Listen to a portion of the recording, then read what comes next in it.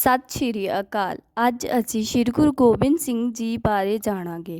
ਸ਼੍ਰੀ ਗੁਰੂ ਗੋਬਿੰਦ ਸਿੰਘ ਜੀ ਸਿੱਖਾਂ ਦੇ 10ਵੇਂ ਗੁਰੂ ਹੋਏ ਸਨ। ਸ਼੍ਰੀ ਗੁਰੂ ਗੋਬਿੰਦ ਸਿੰਘ ਜੀ ਦਾ ਜਨਮ ਪਟਨਾ ਸਾਹਿਬ ਵਿਖੇ ਹੋਇਆ, ਜੋ ਕਿ ਅੱਜ ਬਿਹਾਰ ਵਿੱਚ ਸਥਿਤ ਹੈ। ਸ਼੍ਰੀ ਗੁਰੂ ਗੋਬਿੰਦ ਸਿੰਘ ਜੀ ਦੇ ਮਾਤਾ ਗੁਜਰੀ ਜੀ ਸਨ।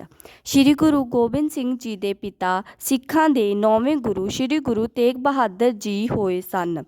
ਸ਼੍ਰੀ ਗੁਰੂ ਗੋਬਿੰਦ ਸਿੰਘ ਜੀ ਦੀ ਉਮਰ ਅਜੇ 9 ਸਾਲ ਦੀ ਸੀ ਜਦੋਂ ਉਹਨਾਂ ਦੇ ਪਿਤਾ ਜੀ ਕੋਲ ਕੁਝ ਕਸ਼ਮੀਰੀ ਪੰਡਤ ਮਦਦ ਲਈ ਆਏ ਸਨ। ਸ਼੍ਰੀ ਗੁਰੂ ਗੋਬਿੰਦ ਸਿੰਘ ਜੀ ਨੇ ਆਪਣੇ ਆਪ ਪਿਤਾ ਨੂੰ ਉਹਨਾਂ ਦੀ ਮਦਦ ਕਰਨ ਲਈ ਭੇਜਿਆ। ਫਿਰ ਸ਼੍ਰੀ ਗੁਰੂ ਤੇਗ ਬਹਾਦਰ ਜੀ ਨੇ ਹਿੰਦੂ ਧਰਮ ਨੂੰ ਬਚਾਉਣ ਲਈ ਦਿੱਲੀ ਚਾਂਦਨੀ ਚੌਕ ਵਿੱਚ ਆਪਣਾ ਸੀਸ ਕੁਰਬਾਨ ਕਰ ਦਿੱਤਾ। ਫਿਰ ਉਸ ਤੋਂ ਬਾਅਦ ਸ਼੍ਰੀ ਗੁਰੂ ਗੋਬਿੰਦ ਸਿੰਘ ਜੀ ਸਿੱਖ ਧਰਮ ਦੀ ਰੱਖਿਆ ਕਰਨ ਲਈ ਸਿੱਖਾਂ ਦੇ 10ਵੇਂ ਗੁਰੂ ਹੋਏ ਸਨ।